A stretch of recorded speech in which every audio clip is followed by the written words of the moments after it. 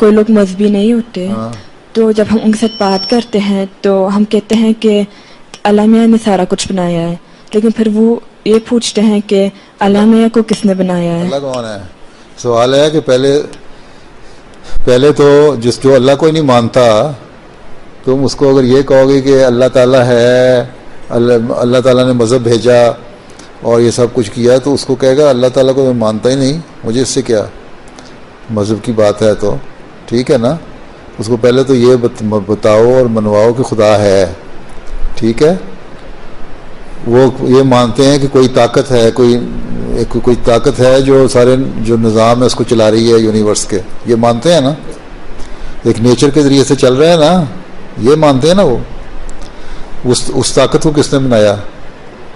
وہ کہیں گے اس طاقت کے اوپر کوئی طاقت ہے، جس طاقت پہ بھی لیتی جاؤ آخر ایک حد پہ پہنچ کے کوئی نہ کوئی چیز بات ماننی پڑے گی نا، کوئی طاقت ہے، جو طاقت ان کے نزدیک آخری طاقت ہے وہی خدا ہے، ٹھیک ہے۔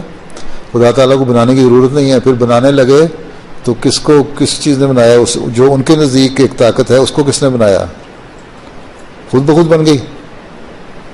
اگر وہ خود بخود بن گئی تو خدا بھی خود بخود بن گیا، ٹھیک۔ وہ کتاب ہے ہمارا خدا بچوں کے لیے، تو وہ بھی سمجھ میں آنے کے لیے اچھی آسان کتاب ہے، پتہ نہیں اس کا جرمن میں ترجمہ ہوا ہے کہ نہیں، انگلش میں ترجمہ آور گاڈ ہو کے نام پہ ہو گیا ہے۔ وہ کتاب پڑھو اور اس کو پڑھ کے پھر بتایا کرو کہ خدا ہے اور کس نے بنایا اور کس طرح بنا، ٹھیک ہے۔